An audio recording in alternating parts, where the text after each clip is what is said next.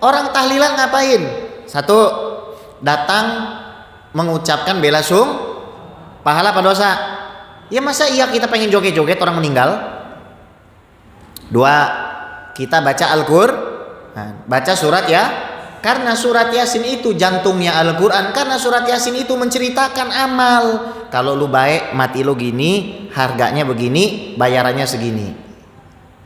Kalau ente jelek, amalannya ente matinya begini, harganya segini, bayarannya segini.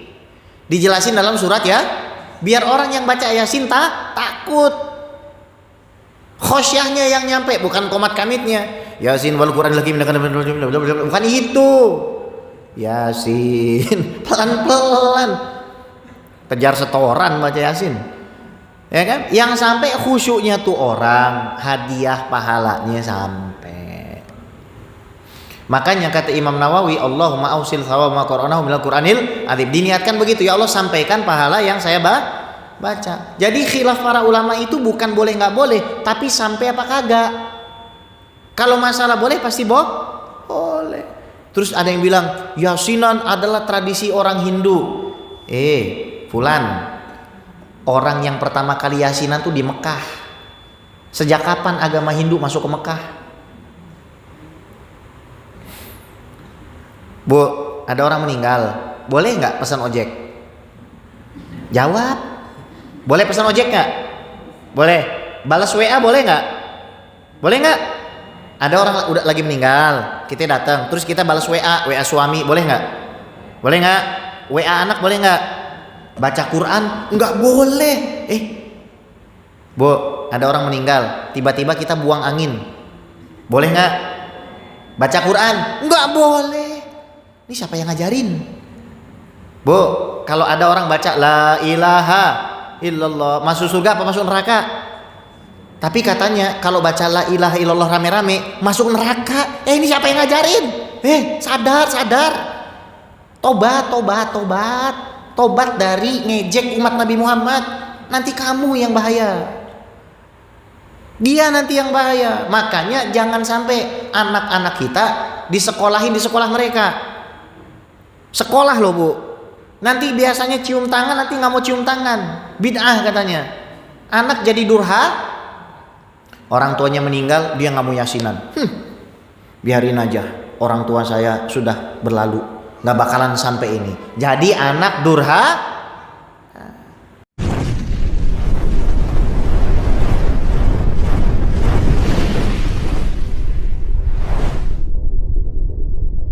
Deket nih kayaknya.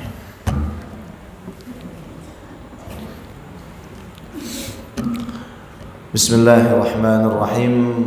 Assalamualaikum warahmatullahi ta'ala wabarakatuh.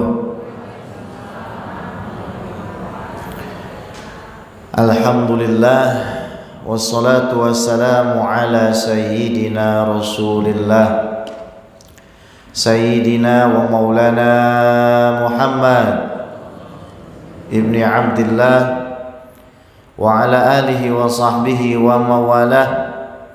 Wala hawla wala quwwata illa billah. Ashhadu an la ilaha illallah wahdahu la syarika lah. Wa ashhadu anna sayyidana wa maulana Muhammadan abduhu wa rasuluh alladzi la nabiyya wa la rasula ba'da. Amma ba'du fa nawayna ata'allum wa ta'lim wa tadhakkur wa tadhkir wa naf'a wal intifa' wal ifadah wal istifadah wal hatha ala tamassuki bi kitabillah wa sunnati rasulillah ibtigha'an li mardatillahi wa wajhil karim. Allahumma faqihna fid din wa 'allimna ta'wil waj'alna minal ladzina yastami'una al-qawla fayattabi'una ahsanah. Allahumma arinal haqqa haqqan warzuqna ittiba'ah wa arinal batila batila warzuqna ijtinabah wa adkhilna birahmatika fi ibadika salihin amin ya rabbal alamin. Para asatidz, para kiai, para habaib, tuan guru, wabil khusus guru kita al-mukarram al-fadhil ad-da'i ilallah al-ustadz Afif Abdullah mata'ana Allah ta'ala bituli hayatih segenap pengurus Dewan Kemakmuran Masjid Raya Al-Ittihad Tebet yang saya hormati, para hadirin wal hadirat yang insyaallah selalu dirindukan oleh Rasulullah sallallahu alaihi wasallam. Kita hidup di zaman di mana manusia ini sulit untuk mengontrol lisannya. Padahal kita faham betul orang muslim yang terbaik man salimal muslimuna min lisanihi wa yadihi, adalah yang mana orang Islam yang lain itu selamat dari gangguan lisan dan tangannya. Kita juga diperintahkan oleh Allah Subhanahu wa taala tidak mengikuti orang-orang yang mulutnya kasar. Kita diperintahkan Allah Subhanahu wa taala menjauhi para pembuat onar, orang-orang yang suka menebarkan fitnah kepada majoriti umat Islam, umat baginda Nabi Muhammad sallallahu alaihi wasallam. Wala tuti' kulla halafin mahin hamazin masya'im binamim. Allah tegas di dalam kitabnya mewanti-wanti kita jangan ngikutin orang-orang yang mulutnya kasar. Jangan ngikutin orang-orang yang kalau jalan kemana-mana membawa perpecahan. Kita hidup di zaman di mana sebagian orang ini nggak sadar bahwa vonis-vonis yang dilemparkannya kepada orang lain itu bisa berakibat kembalinya vonis itu ke dia. Banyak orang di kota khususnya memvonis orang-orang yang maulid Nabi sebagai ahli bid'ah, memvonis orang-orang yang suka ziarah kubur sebagai ubadul kubur, para penyembah kubur. Ini berbahaya bukan hanya untuk kesatuan umat Islam, tapi khususnya untuk orang itu. Bahayanya untuk dia sebenarnya. Karena Nabi Muhammad sallallahu alaihi wasallam dengan tegas mengatakan, "Man qala li ahadin ya kafir au aduwallah wa laisa kadzalika illa haru alaihi." Kalau ada orang bilang ya kafir atau wahai musuh Allah, sementara yang disampaikan itu nggak benar, orang yang dia tuduh sebagai orang kafir dan musuh Allah itu adalah orang yang soleh, seorang yang beriman kepada Allah Subhanahu wa taala dan iman kepada Nabi Muhammad sallallahu alaihi wasallam. Maka vonis yang dia lemparkan tadi itu kembali kepada orang itu.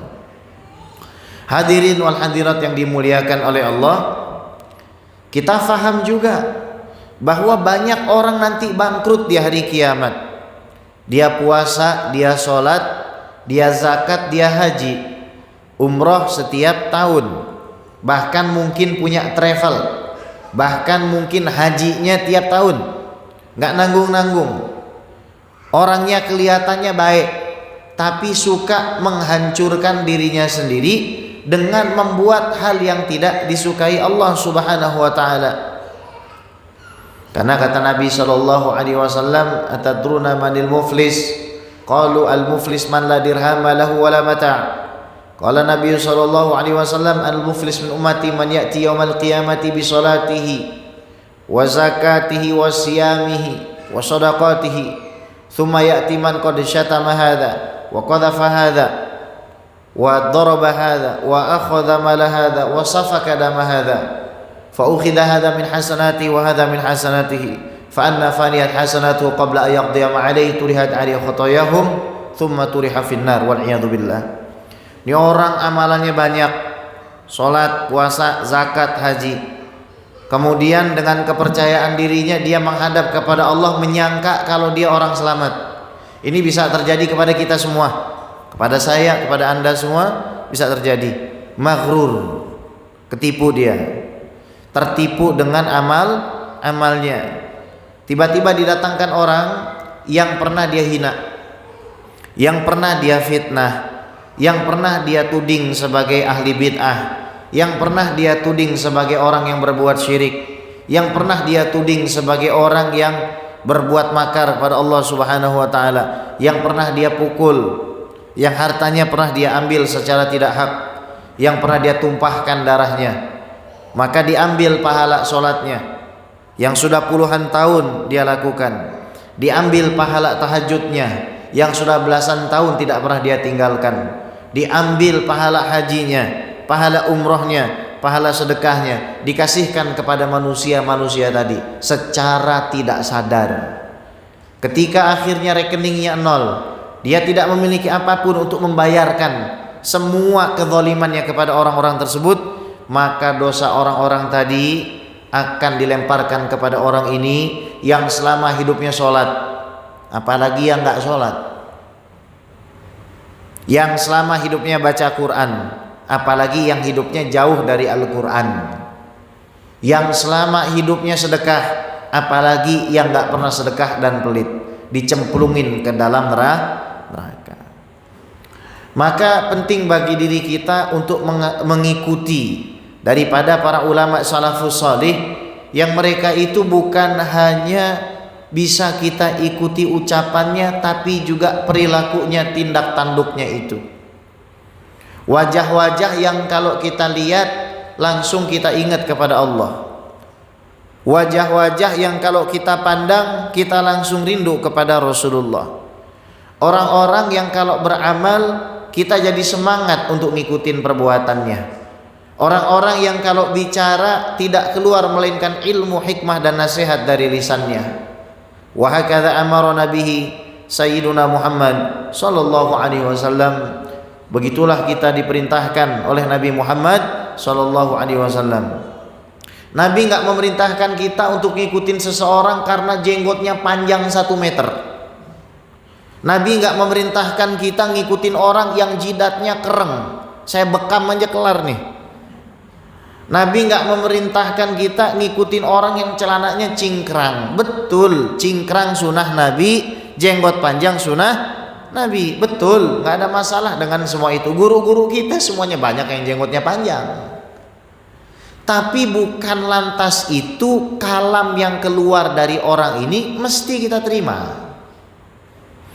Hadirin wal hadirat yang dimuliakan oleh Allah, setelah muqaddimah yang panjang ini, tentu kita harus memperinci, tentu kita harus mengerucutkan permasalahan yang mungkin secara spesifik kita akan membahas tentang masalah bid'ah ini, supaya kita semua mengerti bahwasannya selama ini yang kita lakukan, yang datuk-datuk kita lakukan, yang guru-guru kita lakukan, baik yang sudah wafat ataupun masih hidup, semuanya bukan perbuatan yang keluar dari sunnah Nabi, akan tetapi adalah menegaskan daripada sunnah baginda Nabi besar Muhammad sallallahu alaihi wasallam.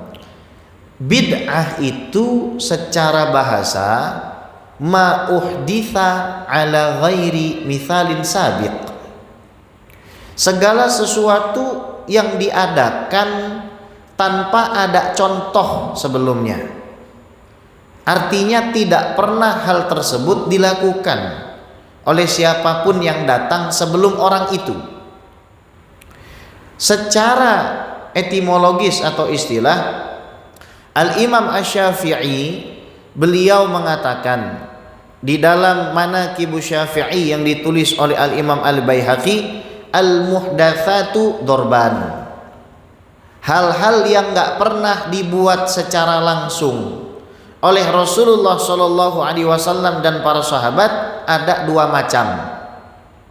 Hal-hal yang tidak pernah dibikin secara langsung oleh Rasul dan para sahabat dibagi menjadi 2. Ini yang ngomong hafal hadis minimal 400.000. Yang ngomong ini muridnya sampai sekarang masih ada. Maka silahkan nanti Anda pilih mau ngikutin ahli hadis atau ahli hardis. Kalau ahli hardis kemana-mana bawa laptop, Laptopnya hilang, ilmunya hilang. Yang pertama, kullu ma wafaqa kitaban aw sunnatan aw ijma'an aw atharan fahadhihi mahmudah.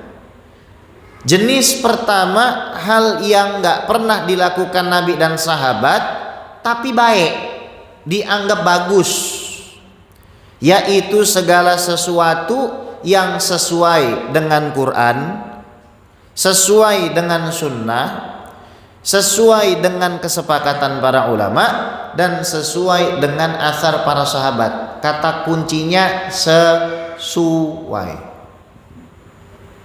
Bikin maulid Nabi, datang ke masjid mau ke majelis taklim pada tanggal 12 Rabiul Awal misalkan, padahal enggak 12 Rabiul Awal juga. Orang Betawi kalau sunatan mau, betul nggak? Nikahan mau, nikah lagi mau, betul nih, betul kan? Kagak mesti 12 Rabiul Awal, nggak mesti itu. Kemudian datang sholat sunnah pada tanggal 12 Rabiul Awal di dalam masjid, salam-salaman tanggal 12 Rabiul Awal di dalam masjid, rame-rame dengar qasidah puji-pujian kepada Nabi Muhammad, dengar pembacaan ayat suci Al-Quran, ceramah agama tentang Nabi Muhammad, pengumuman RTR, habis itu makan santunan anak ya. Emang sih nggak dibikin sama Rasulullah tanggal 12 Rabiul Awal begitu, tapi sesuai. Emangnya ada orang ngadirin maulid Nabi terus pulang-pulang jadi nyembah Nabi Muhammad gitu? Siapa yang ngajarin begitu? Nah, ya, ini jenis yang pertama. Tapi ada bid'ah yang jelek. Kullu ma khalafa kitaban aw sunnatan aw ijma'an aw atharan fahadhihi madmumah. Segala sesuatu yang enggak pernah dibikin Rasul, enggak pernah dibikin sahabat, bertentangan. Nih kata kuncinya. Kalau tadi sesuai, yang ini bertentangan. Melanggar Quran, melanggar sunnah, melanggar ijma' para ulama dan juga athar para sahabat. Contohnya nikahan hari pertama ngundang maulid, ngundang majelis. Nikahan hari kedua yang diundang dangdut koplo. Rasul kagak pernah bikin kayak begitu, dan ini nggak sesuai, ini melanggar. Paham? Jadi yang jadi garis bawah kita ini, bottom line-nya itu bukan dilakukan atau kagak dilakukan, tapi sesuai apa enggak, gitu aja. Bukan oh ini nggak pernah dibikin lantas nggak boleh. Nah, sekarang kita cek. Biasanya kalau saya ngajarin masalah ini, kita mulai dari hadis kullu bid'atin dolalah dulu, karena banyak orang kejebak di sini. Apal hadisnya cuma 2, innamal a'malu kullu bid'atin, udah gitu masuk masjid ngajarin orang. Pas ketemunya Ustadz Apip Abdullah diceramahin balik, kagak balik lagi tuh orang ke masjid tuh. Ya, jangan kita salah paham sama hadis ini. Hadis kullu bid'atin dolalah ini diriwayatkan Imam Muslim. Tapi lafaz kullu, semua bid'ah itu sesat, semua ini ada terjemahnya sebenarnya. Karena nggak semua kullu itu maknanya seluruh, tapi bisa bermakna sebagian. Sekarang buka surat Al-Ahqaf ayat 25. Di situ Allah Subhanahu wa taala berfirman, tudammiru kulla syai'im bi amri rabbiha fa asbahu la yura illa masakinuhum. Tudammiru, angin tersebut menghancurkan. Kulla, ada lafaz kullu di situ. Terjemahnya segala sesuatu, bi amri rabbiha, dengan perintah Tuhannya. Fa asbahu la yura illa masakinuhum, sehingga tidak kelihatan lagi kecuali rumah-rumah mereka. Pertanyaan saya, yang dihancurkan angin itu semuanya apa sebagian? Sebagian. yang hancur tempat tinggalnya, sementara dunia ini nggak hancur. Berarti dalam Quran Allah menggunakan lafaz kullu dengan makna dalilnya cuma satu bib kurang, ya udah kita tambahin. Buka surat Al-Anbiya ayat 30. Di dalam surat Al-Anbiya ayat 30 Allah Subhanahu wa taala memfirmankan kepada kita, wa ja'alna minal ma'i kulla syai'in hayyin, dan kami jadikan dari air segala sesuatu yang hidup.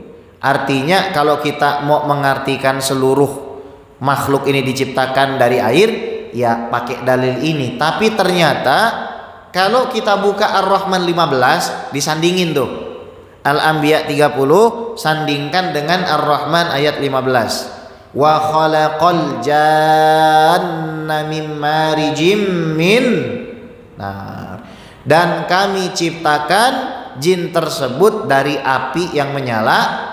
Yang benar yang mana? Halo Bu, Pak, jangan ngantuk. Kagak ngelihat Ustadz Apip matanya udah 5 watt nih. Tadi nelpon saya, Beb, nggak usah pakai rem nyetirnya. Ya Allah, kita ngaji udah 1 juz Beb, jangan pakai rem dah nyetirnya, langsung aja gas aja dah. Ya, ngantuk juga nih beliau, maka kita jangan ngantuk. Shallu ala Nabi Muhammad. Segala sesuatu dijadikan dari air, tapi Allah bilang dalam Ar-Rahman 15 segala jin itu diciptakan dari api. Berarti ayat 30 dari surat Al-Anbiya maksudnya sebagian itu kami ciptakan dari Berarti Allah gunakan lafaz kullu itu artinya kurang bib. Ya udah, buka surat Ar-Rum, bukan Ar-Rum, buka surat Al-An'am 44. Kalau Ar-Rum nanti 55 ya. Al-An'am 44. Falamma nasu ma dzukiru bihi fatahna 'alaihim abwaba kulli syai' hatta idza farihu bima utu akhadnahum baghtatan fa idzahum mublisun. Ketika mereka lupa terhadap nikmat yang kami berikan, kami bukakan kepada mereka itu semua, lihat, pintu-pintu kebaikan, semua pintu-pintu kebaikan. Sehingga ketika mereka itu sedang enak-enakan, kami azab mereka secara tiba-tiba. Saya mau tanya, yang dibukakan ini semua pintu kebaikan atau sebagian? Sebagian. Karena pintu iman gak dibukakan sama orang-orang kafir. Berarti Allah menggunakan lafaz kullu ini dalam Quran maknanya juga ya. Buka surat An-Naml ayat 23. Inni wajadtum ra'atan tamlikuhum wa utiyat min kulli syai'. Aku, kata burung hudhud, menemukan seorang ratu yang sudah diberikan segala sesuatu. Segala sesuatu namanya Ratu Bilqis. Ada riwayat mengatakan Ratu Bilqis ini hasil perkawinan manusia sama jin. Makanya ketika nyingkap kakinya kelihatan ada bulunya dikit. Ini perempuan yang kakinya buruan, jangan ngerasa keturunan jin. Ya. Shallu ala Nabi Muhammad. Jadi Ratu Bilqis dikatakan diberikan segala sesuatu. Saya mau tanya, yang dikasih ini seluruh atau sebagian? Sebagian. Hari Jumat kemarin baca surat Al-Kahfi. Buka sekarang surat Al-Kahfi 79. Ammas safinatu fakanat limasakina ya'maluna fil bahr fa'aradtu an a'ibaha wa kanat wara'ahum maliku ya'khudhu kulla safinatin ghasba. Perahu-perahu itu adalah milik nelayan miskin yang bekerja di lautan. Sementara nanti di depannya ada raja yang mengambil semua kapal. Makanya saya lobangin, kata Nabi Khidir. Saya mau tanya, yang diambil semua kapal apa yang bagus doang? Berarti seluruh apa sebagian? Sebagian. Bib, itu kan dalam Quran, dalam hadis dong. Oke. Sekarang buka hadis, nggak bawa kitabnya Bu ya. Dalam hadis sahih riwayat Imam Bukhari, ini saya cepetin aja dah biar tanya jawabnya lama. Dalam hadis Bukhari ini biasanya emak-emak mesti tahu nih Bapak-bapak. Inna hadhil habbatas sauda syifa'un min kulli da. Sesungguhnya habbatus sauda ini syifa penyembuh min dari kulli da. Segala penyakit. Bu. Oi. Bu. Sehat. Jangan ngantuk napa? Ada yang nyender tuh, yang nyender bagi dua pahalanya sama tembok tuh. Bu, saya mau tanya, habbatus sauda kan katanya diterjemahnya nyembuhin semua penyakit. Kalau ada orang matanya picak, diur-urin habbatus sauda, sembuh apa tambah picak Bu? Ada orang belekan, matanya belekan, ditaburin sama habbatus sauda, tambah penyakitan apa sembuh? Penyakitan. Ada orang kantongnya kering Bu, bisa sembuh nggak? Pakai habbatus sauda. Ini yang salah Rasulullah apa kita? Kita yang salah. Akhirnya orang jadi ngolok-ngolok hadis Nabi, diolok-olok. Tuh Nabi lu bohong. Katanya bisa nyembuhin semua penyakit. Bu, ada orang hepatitis minum habbatus sauda, kelar apa kagak? Kalau begitu tutup rumah sakit tuh. Tutup aja semua tuh. Rumah sakit Pondok Indah, tutup aja. Semuanya kita buka gerai habbatus sauda. Bagaimana ceritanya kalau begitu? Kagak usah kita jadi dokter kalau begitu Bu. Kita nanam aja habbatus sauda. Nabinya kagak salah, ente yang salah. Karena menerjemahkan kulida itu sebagai seluruh penyakit. Maksudnya adalah sebagian penyakit. Biasa kalau udah dipepet begini, tuh orang akan diem. Kullu bid'atin dolalah maksudnya apa? Sebagian hal yang baru itu adalah sesat. Berarti sebagian lagi ada yang enggak sesat. Biasanya tuh orang ngotot. Ya udah. Pokoknya ya udah deh kita terpaksa deh terima deh tuh kullu bid'atin dolalah sebagian. Tapi tetap aja ini enggak pernah diajari Nabi. Biasanya modelnya ngotot. Terus kita tanya sama dia, kalau begitu saya minta definisi dari kamu terhadap perbuatan bid'ah yang tercela. Oh, bid'ah yang tercela itu definisinya segala sesuatu yang nggak pernah dilakukan Nabi Muhammad SAW dalam bentuk ibadah. Biasanya gitu. Dalam bentuk ibadah. Kalau soal dunia boleh kita bikin bid'ah. Kamu yakin? Yakin. Nggak lari kemana-mana? Nggak lari. Oke. Di dalam Sahih Bukhari diceritakan ada sahabat Nabi namanya Khubayb bin Adi ditawan sama orang kafir Quraisy. Ada 7 orang, 6 orang udah dibunuh, tinggal dia. Dibawa keluar tanah haram untuk dibunuh. Sebelum dibunuh tuh dia bilang apa? Saya mau sholat 2 rakaat. Ini sholat 2 rakaat nggak pernah diajari Nabi. Namanya sholat kesabaran sebelum dibunuh. Wa kana Khubayb awwalu man sana shalah. Sesungguhnya Khubayb itu adalah orang pertama yang menyunahkan, itu lafaznya di Sahih Bukhari. Membuat sesuatu yang nggak pernah dibuat Rasulullah dalam hal ibadah sebagai bentuk kesabarannya. Ada nggak kira-kira Khubayb ini WA dulu sama Rasul? Ya Rasul, aneh pengen dibunuh, boleh kagak sholat, kelamaan, keburu mati duluan. Kurang dalilnya. Baik. Ada sahabat Nabi ketika lagi ruku, selesai ruku i'tidal, baca Rabbana walakal hamdu hamdan katsiran thayyiban mubarakan fi. Selesai sholat ditanya sama Nabi, diinterogasi. Ini tadi saya dengar ada yang baca. Siapa? Nggak mau ngaku. Mungkin khawatir diomelin sama Rasul. Faman qalaha falam yakul illa khaira. Yang ngomong tadi itu ketahuilah dia tidak mengatakan sesuatu melainkan sesuatu yang baik. Maka akhirnya orang itu nunjuk. Apa kata Rasul? Ra'aitu thalathina malakan yabtadiruna ayyuhum yaktubuha awal. Saya melihat di belakang tadi, karena Nabi itu ngelihat dari depan sama dengan ngelihat dari belakang. Ini akhlak Nabi Muhammad. Tapi kalau ngomong kagak pernah belakangin orang kayak kita. Nabi kalau ngomong langsung ngadep ke orang itu. Saya ngelihat 30 malaikat berlomba-lomba nyatet pahala orang yang ngucapin tadi. Pertanyaan saya kan gampang. Ada nggak sahabat diajarin Rasulullah? Nggak ada. Bikin tapi sesuai dengan Quran dan Sunnah. Makanya nggak apa-apa, malah dapat pahala. Terus ada lagi nih sahabat Nabi, namanya Bilal bin Rabah.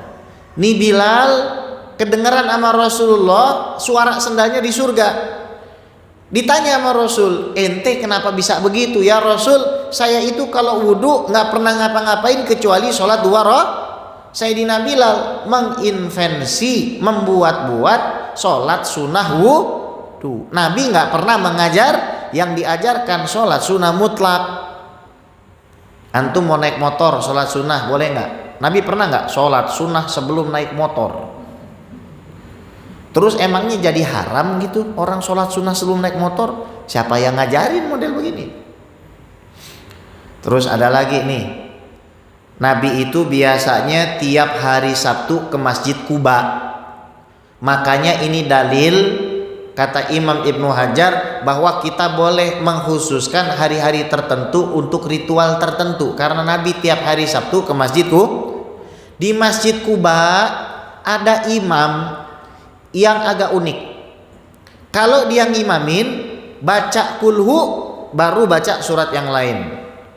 Ini kalau dalam ilmu qiraat namanya tankis. Apa? Tankis. Apa itu tankis? Bukan sankis bu, itu jeruk. Ngomong-ngomong soal jeruk saya jadi aus, kagak ada yang nganterin kopi susu. Ya Allah, tega bener nih Ustadz Apip, jauh-jauh dari BSD kagak ada kopi pisan ini di sini. Ya Allah, Ustadz Apip, mana sih Ustadz Apip? Ini dia orangnya. Shallallahu ala Nabi Muhammad. Tankis, bacaan nas harusnya baca alif lam mim. Bacaan nas rokat pertama, rokat kedua alif lam, atau bacaan nas alif lam mim. Jangan bacaan nas terus falak. Itu khilafus sunnah namanya. Bagi sebagian ulama begitu. Ini sahabat baca kulhu baru baca Imron, baca kulhu baru baca Yasin. Sahabat-sahabat yang lain kesel. Imma antaqra'aha au tada'aha wa taqra' bi suratin ukhra. Ente jangan model begitu. Kalau baca kulhu aja. Kalau baca anas aja. Kalau baca Imran jangan kulhu Imran kulhu. Kemudian Al-Baqarah jangan. Kata orang ini, demi Allah saya nggak tinggalin. Kalau kamu mau cari imam lain, cari aja. Masalahnya tuh orang suaranya paling bagus. Datang Rasulullah, diaduin sama sahabat, ya Rasulullah, nih fulan ribet banget deh. Kalau jadi imam rakaat pertama kulhu, ntar baca surat, rakaat kedua kulhu baca surat. Bagaimana sih?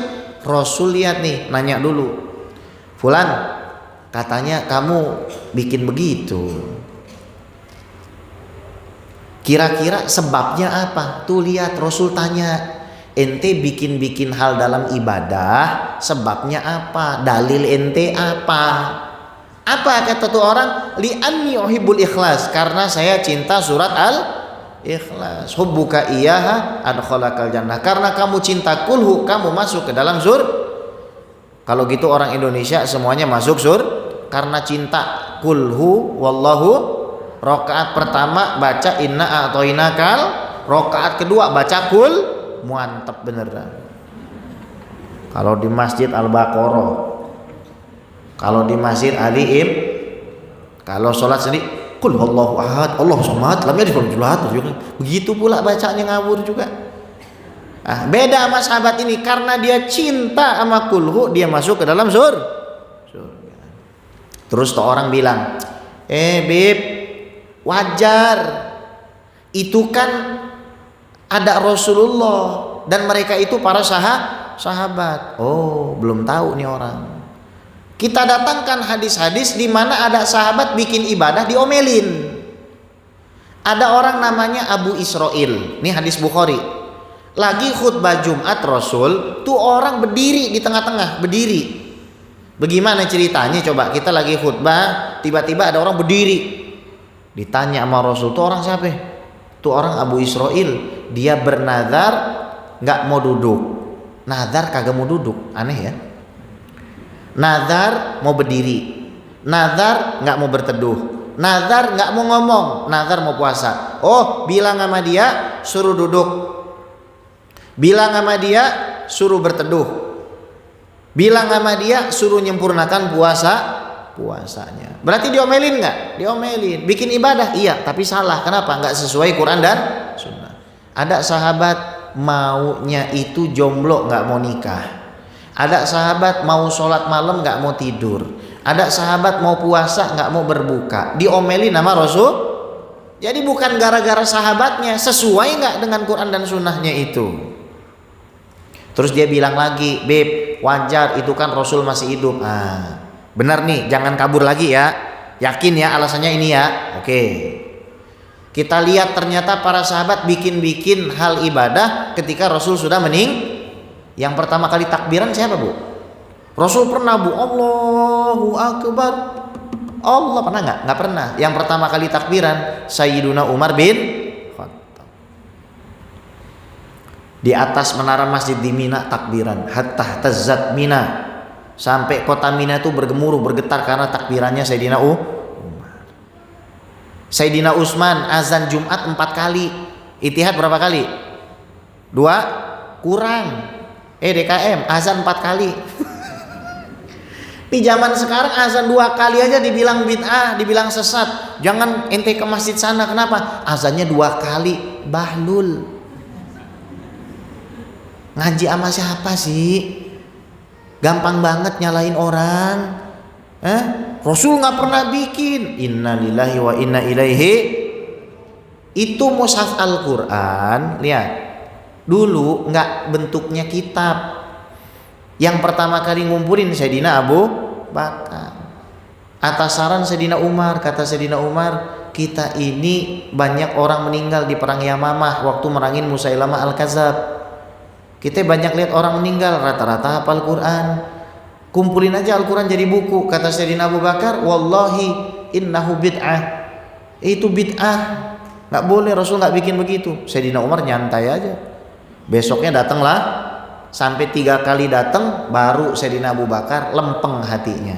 Dipanggil Zaid bin Sabit, sini Zaid, lu kumpulin dari Quran. Kata Sayyidina Zaid, ini kan kagak pernah dicontohin Rasul. Ani juga kayak ente kemarin, tapi Ani sadar ini boleh. Akhirnya dikumpulkan Al-Quran. Terus ngomong lagi deh tuh orang, wajar Bib, itu kan sahabat. Bener nih, terakhir ya, terakhir, jangan ngeles lagi nih, awas lu ya, jangan ngeles.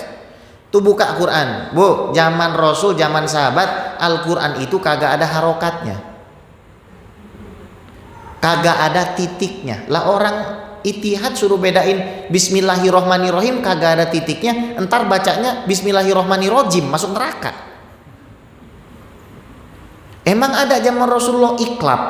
Kata Rasulullah, ini iklab, idgham bihuna, idgham bilahuna. Emang ada? Kagak ada. Tuh bid'ah soal ibadah. Tapi bid'ah yang wajib, maka bid'ah itu dibagi 5. Ada bid'ah yang wajib, seperti mengumpulkan mushaf Al-Quran. Bid'ah yang wajib, membangun banyak majelis taklim ketika banyak orang mengalami kebodohan. Ada bid'ah yang sunnah, seperti misalkan makan hamburger untuk buka puasa ketika nggak ada makanan lain. Rasul pernah makan hamburger, Bu? Pernah nggak? Iya. Tapi hukumnya bisa jadi sunnah. Pakai sikat gigi, pasta gigi, kalau giginya kuning, itu juga hukumnya bid'ah yang sunnah. Bikin solawatan baru, bikin lagu-lagu yang nyemangatin umat Islam, itu hukumnya sunnah. Bid'ah tapi karena sesuai dengan Al-Quran dan Ada bid'ah yang hukumnya itu mubah, makan karedok. Rasul kagak pernah makan ketoprak, Bu. Pernah makan cimol. Rasul nyolok cimol gitu. Kagak pernah Rasul nyolok cimol. Jadi makan cimol tuh hukumnya mubah, nggak pernah dilakukan Rasul, tapi boleh kita lah. Ada bid'ah yang makruh. Contohnya sholat mulutnya bau. Ayo, siapa nih?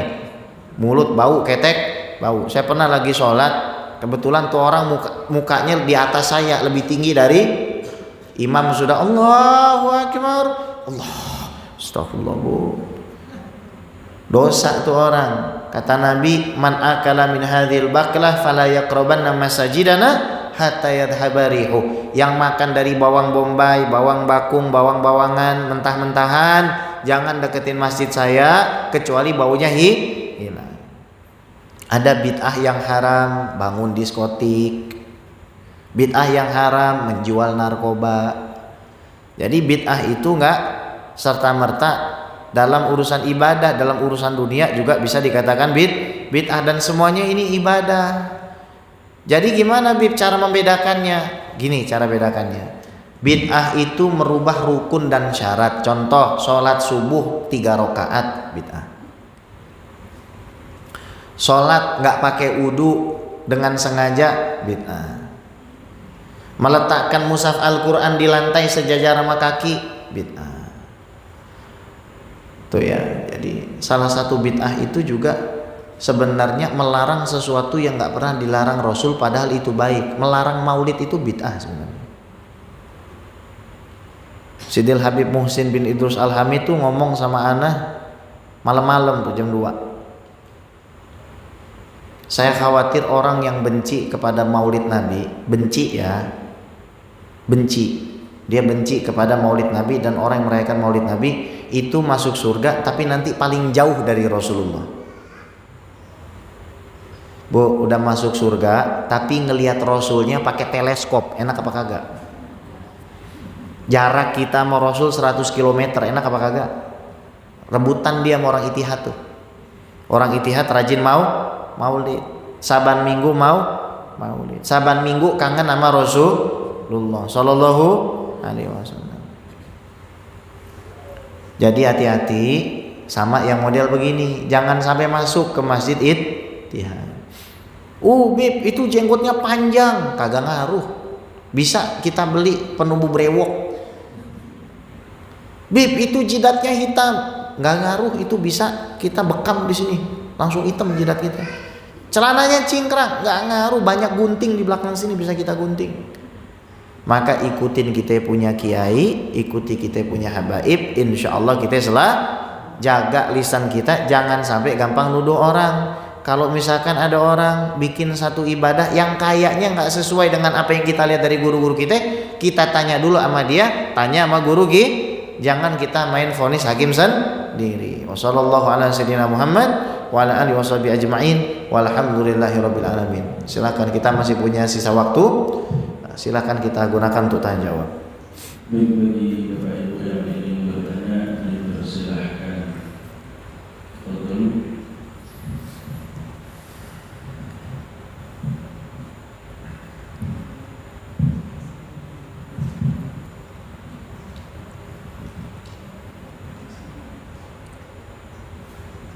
Assalamualaikum warahmatullahi wabarakatuh. Waalaikumsalam. Terima kasih Pak Ustadz. Haji. Ini kita ilmunya Iya, Bu. masalah bid'ah ini cukup luas ya. Kalau saya dulu kecil diajari di sekolahan itu hanya 2 bid'ah hasanah dan bid'ah dalalah. Terus bid'ah hasanah itu ya yang baik-baik, termasuk apa digorengan. Sementara yang dalalah itu yang tidak baik. Itu gimana Ustaz? Perbedaannya gitu, mohon diluruskan kalau saya salah. Ya, baik. Terima kasih. Baik. Waalaikumsalam warahmatullahi wabarakatuh. Iya, Bu. Tadi Imam Syafi'i mengatakan sesuatu yang memang persis dengan diajarkan di sekolah ibu dulu waktu kecil. Jadi kalau sesuai dengan Quran, sesuai dengan sunnah, sesuai dengan konsensus para ulama, gak bertentangan dengan amalan para sahabat, maka itu adalah bid'ah yang baik. Karena Rasul bilang gini, man sanna fil islami sunnatan hasanatan fa'umila biha ba'dahu kutiba lahu ajruha wa ajru man amila biha min ghairi ayanqusa min ujurihim syai'. Siapa orang yang bikin-bikin dalam agama ini perbuatan baik, sunnah hasanah, kemudian dilakukan oleh orang setelahnya, maka dia dapat pahala dan dapat pahala orang-orang yang melakukannya. Itu yang baik. Wa kadzalika man sanna fil islami sunnatan sayyi'atan fa umila biha ba'dahu kutiba lahu wizruha wa wizru man amila biha min ghairi ayanqusa min auzarim syai'. Begitu juga kalau bikin dosa, bikin bid'ah yang jelek kayak tadi itu. Dia invensi di kampungnya, ini di kampung masih dipraktekkan, kalau mau panennya itu lancar, naruh sajen. Kadang-kadang ditaruh ayam bakar, kadang-kadang ditaruh ayam pop. Kata saya, sayang banget, mendingan buat makan aja. Ditaruh di mana bu? Di sawahnya. Ini orang menginvensi, terus sama Allah dikasih istidraj, panennya lancar. Ini orang akhirnya dapat apa? Dapat karena tiap tahun orang panen ngelakuin apa yang dia lakuin. Contohnya siapa lagi? Ada orang namanya Amr bin Luhai. Ini Amr bin Luhai adalah orang yang pertama kali membawa berhala ke Ka'bah. Dia datang ke Syam, ketemu sama orang Yaman, nanya dia, tuh apa? Oh mereka itu nyembah bikin patung untuk disembah. Akhirnya tuh patung dibawa ke Mekah, dijual. Sehingga akhirnya orang Mekah itu pada menyembah. Akhirnya ususnya tuh orang ditarik-tarik sama malaikat. Hadis Bukhari nih. Jadi hati-hati kita kalau bikin sesuatu tuh bikin yang contohnya MGF, Majelis Gibah Forever. Oh. Ini casingnya majelis, ketemunya gibah mulu, Bu. Ya kan? Hati-hati, jangan sampai kita suka gibah. Itu juga bid'ah. Jadi kalau sampai akhirnya orang pada ngegibah setelah kita mulai ngegibah, dia dapat dosa dia pindah juga kita. Na'udzubillah tsumma na'udzubillah. Cepat sigap. Ustaz Apip, aku lagi. Jangan Habibnya doang dikasih, Ustadznya juga dikasih. Shallu ala Nabi Muhammad. Ayo yang lain, fadhol silakan. Silakan. Saya sambil minum Pak ya. Waalaikumsalam warahmatullahi wabarakatuh. Terima kasih Pak Lubis atas uraiannya. Saya fokus di kata kurban pemilihan. Iya. Kan itu apa yang diterjemahkan dalam bahasa Indonesia. Itu biasanya saya teringat dengan surat Yasin. Bismillahirrahmanirrahim ayat 12. Inna nahnu nuhyil mauta wa naktubu ma Qaddamu wa atharahum kulla syai'in ahsaynahu fi imamin mubin. Ini maknanya sebagian apa seluruh gitu ya? Iya, satu. Terus saya katakan lagi Ustaz dari surat Al-Zalzalah. Faman ya'mal mithqala dzarratin khairan yarah. Tadi tentang orang mati dicatat semua amal-amal perbuatannya. Di dalam surat Al-Zalzalah, barang siapa yang berbuat baik walaupun seberat biji sawi, itu juga mendapat kebaikan. Tapi kalau tadi Pak Ustaz memberikan penjelasan sebahagian, repot. Berarti kan kita rugi. Iya, benar. Iya. Baik, terima kasih Pak. Baik. Jadi lafaz kullu ini maknanya bisa dua, bisa seluruh atau sebagian. Untuk menentukannya kita membutuhkan apa yang disebut ulama usul fikih dengan qarinah. Qarinah ini adalah penentu. Kita memutuskan makna dari sebuah ayat atau sebuah hadis itu apa? Itu butuh qarinah. Bapak tadi memberikan ayat surat Yasin, kemudian Bapak datangkan qarinah dari surat Al-Zalzalah. Berarti maknanya kullu di situ seluruh atau sebagian? Seluruh. Nah, gitu, Pak. Jadi baca Quran itu memang tidak bisa kita hanya menguasai satu ayat, harus menguasai semua. Ada makna yang artinya sebagian, ada makna yang artinya seluruh. Wa kullu syai'in ahsaynahu fi imamin mubin. Dan semua itu sudah kami rangkum, sudah kami catat. Segala sesuatu yang belum terjadi, sedang terjadi dan akan terjadi. Maka Allah Subhanahu wa taala ilmunya itu tidak mungkin berubah. Beda dengan orang Syiah. Orang Syiah ini punya aqidatul bada. Aqidatul bada ini akidah yang meyakini kalau Allah tuh tiba-tiba tahu sesuatu. Aneh nggak Pak? Aneh. Kalau tiba-tiba Allah meralat keputusannya, itu namanya orang yang pelupa kemudian ingat. Fanisbatun nisyan Allahi muhal. Menisbatkan lupa sama Allah itu mustahil, haram, nggak boleh begitu. Jadi dalam konteks ini para ulama tentu saja melihat qarinah. Makanya Imam Nawawi dalam syarah Sahih Muslim ketika menjelaskan hadis kullu bid'atin dolalah mendatangkan qarinah. Qarinahnya hadis yang saya baca tadi. Barang siapa membuat sesuatu yang baik dalam agama Islam kemudian dilakukan, maka dia dapat pahala, dan pahala orang yang melakukannya tanpa dikurangi. Lafaz kullu di sini umum, ada qarinah yang mentaksis, mengkhususkannya. Maksudnya adalah ghalibul bid'ah, sebagian besar bid'ah itu Kemudian kalau kita lanjutkan pertanyaan Bapak di hadis, sambungan hadis kullu bid'atin dolalah wa kullu dolalatin fin. Kalau diartikan sebagian repot juga Pak. Sebagian yang sesat di neraka, berarti ada sebagian yang sesat masuk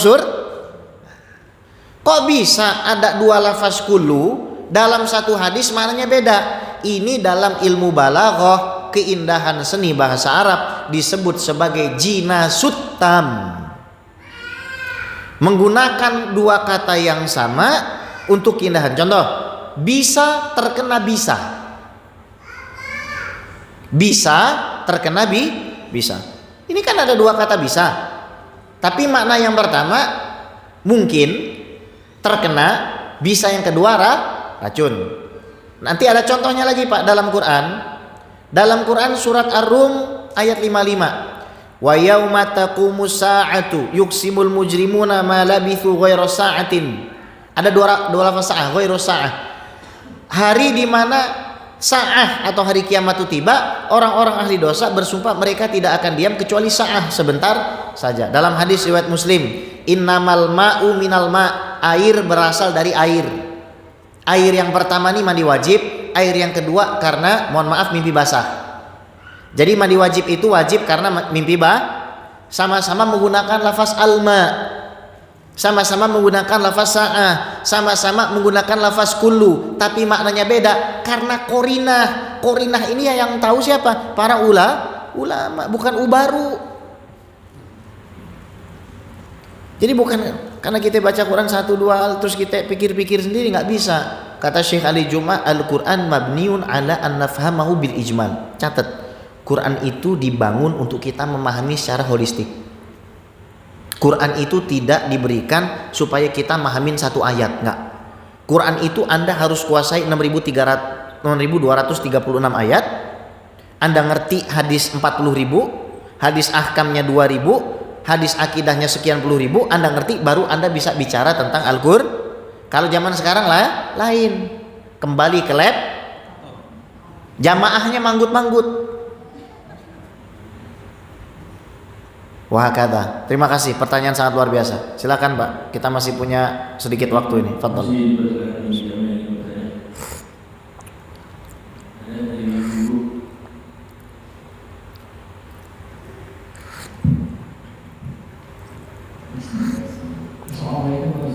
Waalaikumsalam Pak Haji, sehat Pak Haji?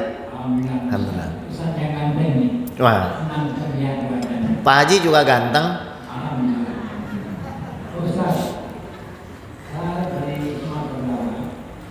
Kurang awak. Tapi masalah umur itu jarang diapakan. Saya paham. Kan saya selama di Jakarta, mempelajari maulid sangat besar memaknai dalam kehidupan. Allahumma sholli ala Sayyidina Muhammad. Insyaallah. Ini disandarkan di kampung saya, orang kebahagiaannya. Baik. Tapi menjadi pertanyaan saya, kenapa di Jakarta itu mana maulid, tapi itu tidak implementasi ini nggak ada sama sekali.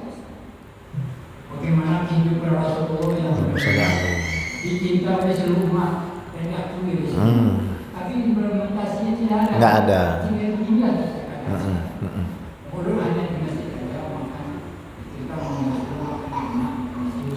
Setelah itu nggak sholat di masjid. Ya. Bagaimana upaya untuk supaya maulud ini memang dirasakan manfaatnya dan diterapkan. Baik. Wah, boleh juga tuh. Mantap itu. Ya. Ya, ini saya suka ini Pak. Bagus. Ya, siap. Bapak namanya siapa? Mohon maaf. Pak Faisal ya. Masya Allah. Biar saya selalu ingat dengan Bapak. Karena setiap saya kesini pasti ada Bapak. Alhamdulillah. Ya. Alhamdulillah Pak. Saya sudah ngisi di Masjid Al-Hakim bareng Buya Maheldi di Padang. Dari Padang saya pergi ke Padang Panjang ke Diniah Putri. Dari Diniah Putri saya pergi ke Batu Sangkar untuk maulid. Dari Batu Sangkar saya pergi ke Payakumbuh makan sate dangung-dangung. Dari Payakumbuh saya pergi lagi ke Bukit Tinggi. Bukit Tinggi itu saya pergi Bukit Tinggi. Memang banyak orang nggak suka dengan maulid. Salah satu sebabnya begini Pak. Karena memang jarang habaib di sana. Sekarang sudah mulai bergeliat. Ketua Robito Alawiyah di sana itu sepupu saya langsung, misanan saya langsung, Habib Aziz Assegaf. Sudah ngundang Habib Jindan, ngundang Habib Rafiq Al-Kaf, undang-undang sana gitu kan. Geliatnya itu sudah mulai kelihatan di Sumatera Barat. Bahkan sebenarnya itu saya mau bikin program dengan Buya Mahildi itu Maulid Akbar di sana itu. Dan implementasinya juga kepada kehidupan bermasyarakat. Ini yang Bapak sampaikan tadi memang menjadi kecenderungan kita. Kenapa? Karena Maulid Nabi itu harusnya menjadikan manusia lebih dekat kepada Rasulullah. Ada orang lagi maulidan minumnya tangan kiri Pak. Ada orang lagi baca maulid, setelah baca maulid minumnya tangan kiri. Ada orang kayak begitu. Tapi ingat Pak, ada kaidah dalam fikih mengatakan ma la yudraku kulluh la yutraku kulluh. Apa yang tidak bisa dicapai semua jangan ditinggal semua. Kita memang nggak bisa mencapai semua itu dengan perfect, dengan sempurna, kamil, syamil, mukammal, nggak bisa. Tapi jangan ditinggalkan. Karena perkumpulan Maulid Nabi ini menjadi wasilah hati kita itu menjadi bersih. Mungkin ada orang yang butuh dicuci 100 kali maulid Pak, baru dia sadar. 100 kali dengar ya Rabbi sholli ala Muhammad waftah minal khairi kulla mughlaq, baru 100 kali dia dengar itu baru dia sadar.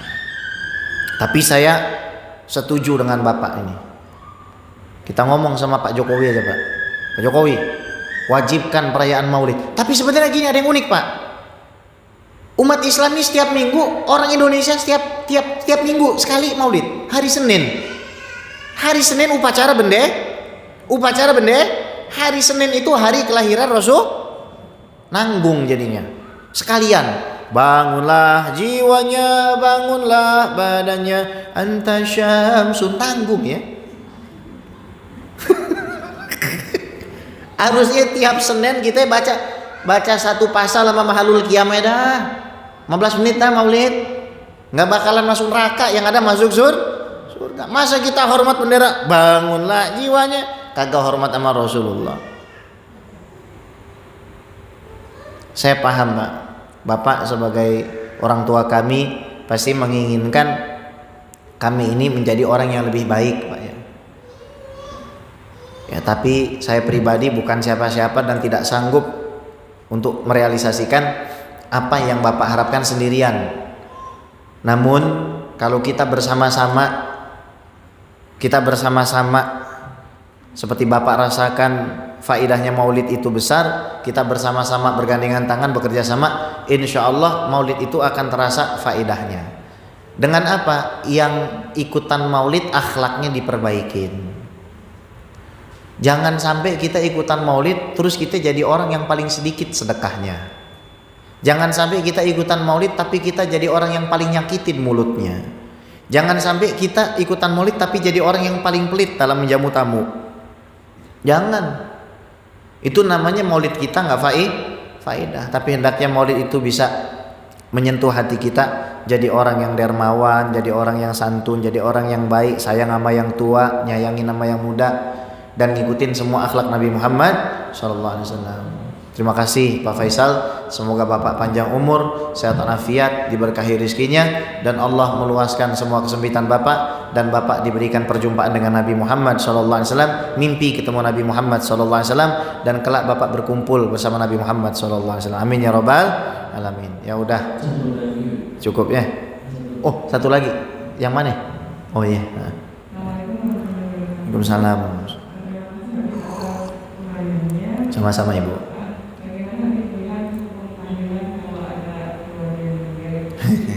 Ya. Alhamdulillah. Baik. Baik, terima kasih. Oke. Pertama, orang yang sudah meninggal amalannya terputus kecuali 3. Amal jariahnya, sedekah jariahnya, ilmu yang manfaat, atau anak yang catat, amal dia putus. Bukan amal orang lain untuk dia. Paham apa paham, Bu? Yang putus amal ya iyalah, masa dia mau bangun lagi? Amal dia putus, amal orang lain buat dia nggak putus. Terus kalau putus, kita kagak usah sholat jenazah deh. Kalau emang amal orang lain putus, kita kagak usah doain deh. Kalau emang amal orang putus, kita kagak usah gantiin haji deh. Kita kagak usah sedekah buat dia deh. Tapi semua itu diajarkan oleh Nabi dan para sahabat. Lihat Nabi, ada kuburan 2, terus Nabi patahin pelepah korma, tek, zet. Tanya sama sahabat, ngapain ya Rasul? Semoga keduanya diringankan azabnya selama pelepah korma ini belum ke itu Rasulullah. Terus ada bilang ini kekhususan Rasulullah dari Hong Kong. Kalau semua dibilang kekhususan Rasulullah, kagak bakal ada amal yang kita perbuat kalau begitu. Itu pertama, amalannya sama. Jadi kalau bilang, oh pahalanya nggak nyampe, gini aja, lu mati dulu, ntar gua doain. Kalau nggak nyampe, lu balik lagi aja. Iya, orang tahlilan ngapain? 1, datang mengucapkan bela pahala apa dosa? Ya masa iya kita pengen joget-joget orang meninggal? 2, kita baca Al-Qur'an. Baca surat ya, karena surat Yasin itu jantungnya Al-Quran. Karena surat Yasin itu menceritakan amal. Kalau lu baik, mati lu gini, harganya begini, bayarannya segini. Kalau ente jelek, amalannya ente matinya begini, harganya segini, bayarannya segini. Dijelasin dalam surat ya, biar orang yang baca Yasin takut. Khosyahnya yang nyampe, bukan komat kamitnya. Yasin wal Quran lagi bukan itu. Yasin pelan-pelan, kejar setoran baca Yasin, ya kan? Yang sampai khusyuknya tuh orang, hadiah pahalanya sampai. Makanya kata Imam Nawawi, Allahumma ausil thawab ma qara'nahu minal Qur'anil azim. Diniatkan begitu, ya Allah sampaikan pahala yang saya baca. Jadi khilaf para ulama itu bukan boleh nggak boleh, tapi sampai apa kagak. Kalau masalah boleh pasti boleh. Terus ada yang bilang Yasinan adalah tradisi orang Hindu. Fulan, orang yang pertama kali Yasinan tuh di Mekah. Sejak kapan agama Hindu masuk ke Mekah? Bu, ada orang meninggal, boleh nggak pesan ojek? Jawab. Boleh pesan ojek nggak? Boleh. Balas WA boleh nggak? Boleh nggak? Ada orang udah lagi meninggal, kita datang, terus kita balas WA suami, boleh nggak? Boleh nggak? WA anak boleh nggak? Baca Quran nggak boleh. Bu, ada orang meninggal, tiba-tiba kita buang angin, boleh nggak? Baca Quran nggak boleh. Ini siapa yang ngajarin? Bu, kalau ada orang baca la ilaha illallah, masuk surga apa masuk neraka? Tapi katanya kalau baca la ilaha illallah rame-rame masuk neraka. Ini siapa yang ngajarin? Sadar. Tobat dari ngejek umat Nabi Muhammad. Nanti kamu yang bahaya.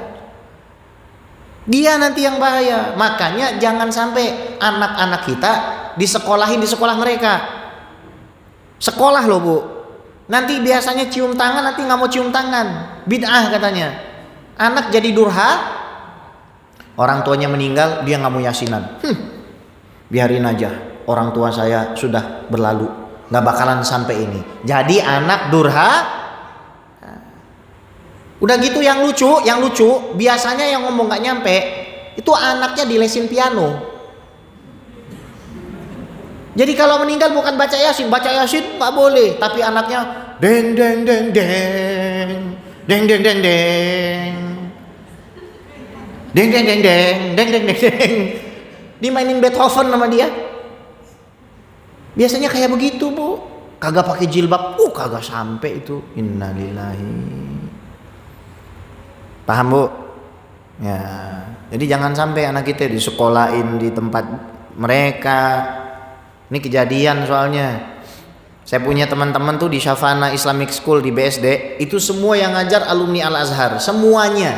Sekolah internasional itu semuanya alumni Al-Azhar ngajar. Nggak kurang dari 40 alumni Al-Azhar ngajar di situ.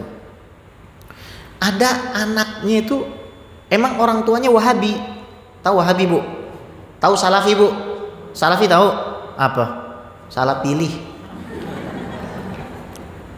Tuh orang anaknya bilang, kamu kenapa nggak salaman sama Ustadz?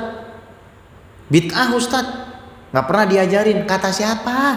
Bu, sahabat itu kalau ketemu Rasul bukan cium tangan doang, cium kaki. Cium kaki Rasul. Ini Ustadz Afif ngaji sama Habib Umar nih. Tapi pernah nggak Habib Umar nyuruh cium kakinya? Nggak pernah. Tapi wallahi Syekh Ali Jum'ah pernah ngomong, sebenarnya di zaman sekarang kalau seorang murid cium kaki guru mulianya itu boleh-boleh saja, karena para sahabat mencium kaki Rasul. Tapi jangan dilakukan di zaman sekarang karena akan menjadi fitnah bagi orang bodoh. Cium kaki ibu boleh nggak? Kaki bapak boleh nggak? Nanti dianggap nyembah orang tuh. Bahlul banget nih orang. Hati-hati lah pokoknya. Kita ngomong bahlul apa itu bukan omongan kekasaran, Ibu, bukan. Karena para ulama tuh kalau nulis juga begitu. Fahadha jahil murakkab. Ini kebodohan yang teramat sangat. Mana ada orang baca la ilaha illallah masuk ke dalam Islam, ini gara-gara satu ayat baca la ilaha illallah, la ilaha illallah masuk neraka. Ada orang baca Allahumma sholli ala sayyidina Muhammad sendirian masuk surga, gara-gara rame bacanya masuk neraka. Ini siapa yang ngajarin?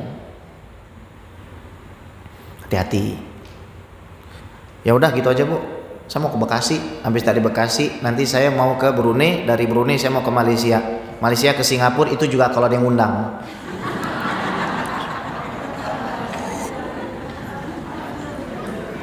Udah ya, gitu aja. Semoga kita semua hidupnya berkah, rezeki kita lancar, anak suami kita soleh-solehah, dan kita semuanya husnul khotimah. Husnul khatimah, husnul khatimah. Rabbi fanfa'na bi barakatihim wahdinal husna bi hurmatihim wa amitna fi tariqatihim wa mu'afati minal fitani wa sallallahu ala sayyidina Muhammad wa ala alihi wa sahbihi ajma'in walhamdulillahi rabbil alamin. La hadratir rasul wa fatimah al-batul wa jami'i sadatina ali abi ali wa sallam furihim wa amwatina wa atikum wa walidina wa walidikum wa auladina wa aulidikum wa dhurriyyatina wa dhurriyyatikum wa banatna wa banatukum wa talamidhatna wa talamidna wa syaikhina. Sya'ud lillahi lana wa lahumul Fatihah. A'udzu billahi minasy syaithanir rajim. Bismillahirrahmanirrahim. Alhamdulillahi rabbil alamin. Arrahmanir rahim. Maliki yaumiddin. Iyyaka na'budu wa iyyaka nasta'in. Ihdinas siratal mustaqim. Siratal ladzina an'amta 'alaihim ghairil maghdubi 'alaihim waladdallin.